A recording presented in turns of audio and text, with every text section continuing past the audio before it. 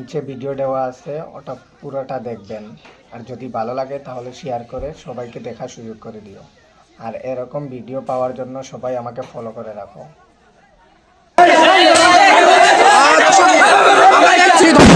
উদ্ধারের জন্য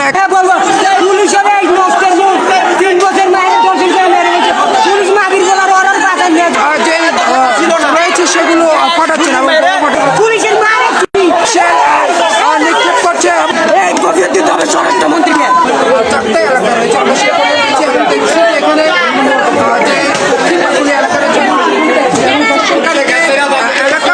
সেই ধ্বংসকারীকে উদ্ধারের জন্য একে একে আমরা দেখছি টিয়ার সেল এবং